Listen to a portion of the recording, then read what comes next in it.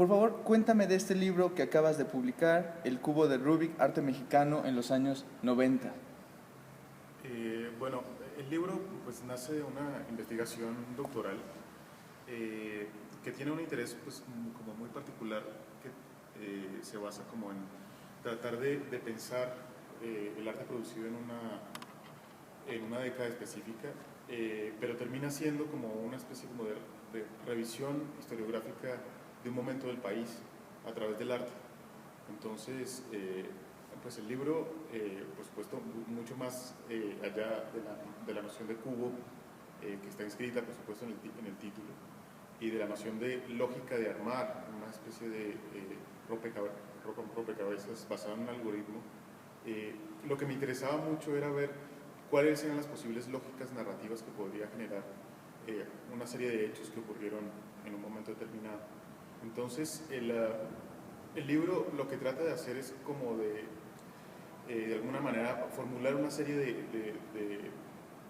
de momentos, ¿no?, que mucha gente conoce, pero que no están narrados, al menos no como están en este documento, de una manera sistematizada, ¿no?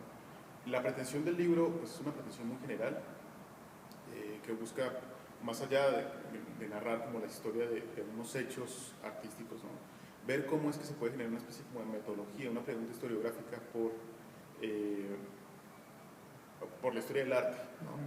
Que pues la persona que lea el libro pues, se va a dar cuenta de que el libro no es específicamente o tradicionalmente como un libro de historia del arte puede llegar a esperarse, ¿no? Es un libro que tiene que ver con economía política, políticas culturales, movimientos de otro tipo, crítica, etc.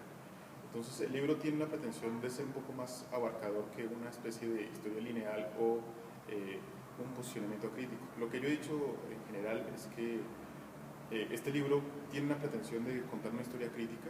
No sé si al final de cuentas se alcanza a contar eso, pero esa es la pretensión, ¿no? Has mencionado tres elementos que me interesan mucho: la correlación del arte con la economía, con la política y con la historia. Empecemos con la historia.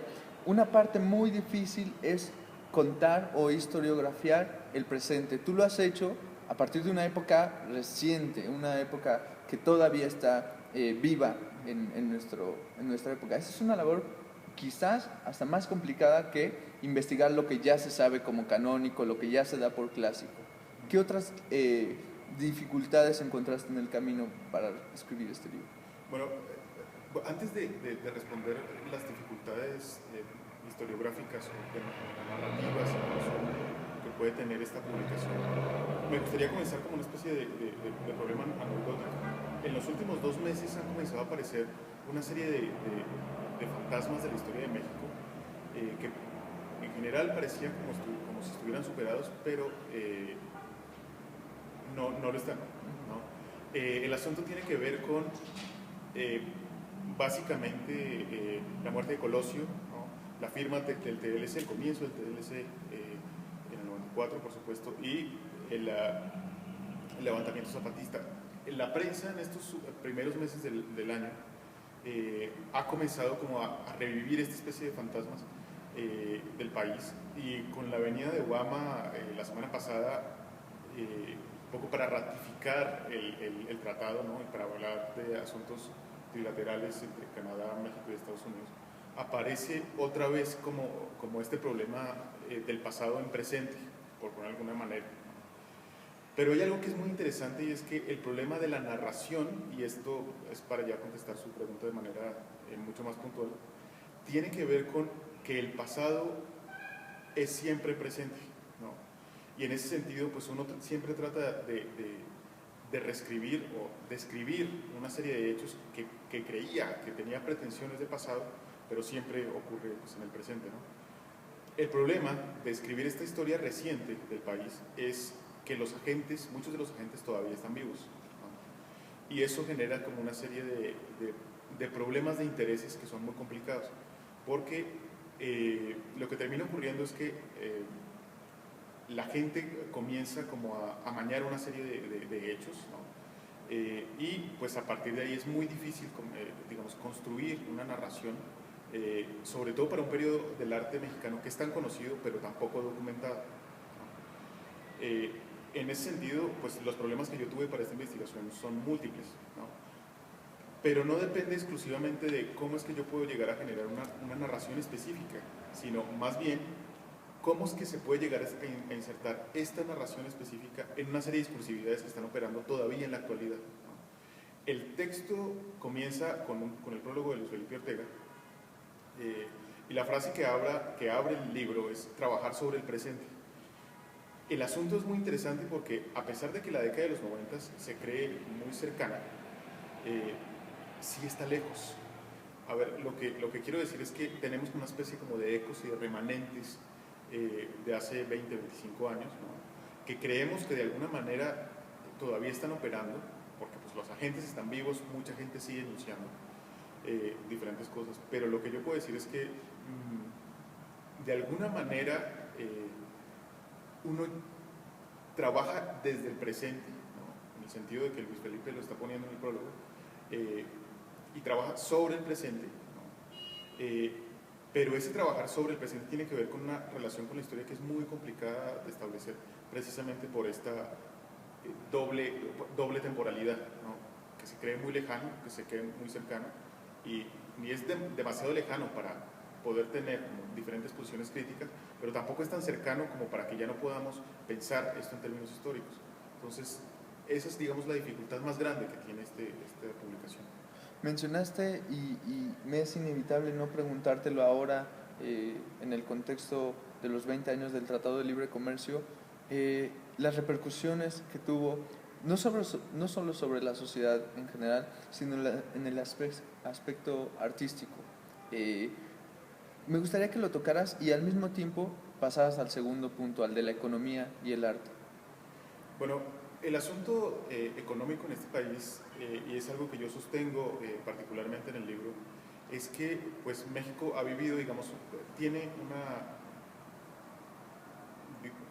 más bien, ha transformado, digamos, su vida económica de manera significativa en los últimos 40 años, y eso no había ocurrido en ningún otro país del mundo, desde mi punto de vista, como ocurrió en este contexto en particular. Y eso se debe, digamos, al papel que tiene México en relación a los Estados Unidos y su posicionamiento geopolítico estratégico en relación a Latinoamérica. Entonces, México funciona como una especie de pivote muy extraño en términos geopolíticos, ¿no? Y geoeconómicos, ¿no? Además de que se está celebrando el Tratado de Libre Comercio, los 20 años este año, se firma y se ratifica el Tratado del Pacífico con Colombia, Perú, Chile, y se está mirando a ver si se meten otros países centroamericanos en ese mismo tratado. Entonces, hay una cosa muy significativa en México, pues, que tiene que ver con circulación económica. Lo que yo trato de sostener en el libro es que el problema de la circulación económica, que está vinculado con la circulación de capitales, y a su vez eso, con circulación simbólica, lo que produce es una transformación en el campo del arte, ¿no? Lo que tal vez hay un malentendido en el libro y se puede leer mal, porque de alguna manera mucha gente podría pensar que si hay una interferencia, una producción económica específica, puede eventualmente a producirse de manera natural algún tipo de arte en particular. Eso no es cierto. Lo que yo trato de mostrar aquí es que, en particular, esa apertura económica de la década de los 90 en México produce una interferencia que yo la denomino en todo el libro como crisis, ¿no? Tiene que ver con la crisis política y económica del momento, ¿no? Que de alguna manera afecta la producción artística como producción simbólica de un lugar. Eso es más o menos lo que yo trato de decir ahí. Pero lo curioso es que, por supuesto, y pues como mucha gente lo sabe, el problema de la crisis económica y política del país viene acompañado de una serie de replanteamientos políticos y económicos desde el poder, claramente pues desde el PRI, ¿no? Que es lo que eventualmente va a posicionar al PAN y a otro tipo de estrategias económicas más adelante, ¿no? Entonces, no es que haya una predeterminación económica necesariamente en relación a una producción artística particular, sino que lo que yo trato de hacer, y esto es lo interesante del trabajo, es que el ejercicio trata de pensar cómo es que hay una producción económica que está interfiriendo, y por supuesto unas políticas económicas que están interfiriendo en otros ámbitos que se creían completamente desvinculados. El arte y la cultura, como Néstor García Campilini lo ha mostrado varias veces, muestra de manera singular estos procesos económicos, porque de alguna manera es ahí donde se hace la cosa mucho más patente, ¿no?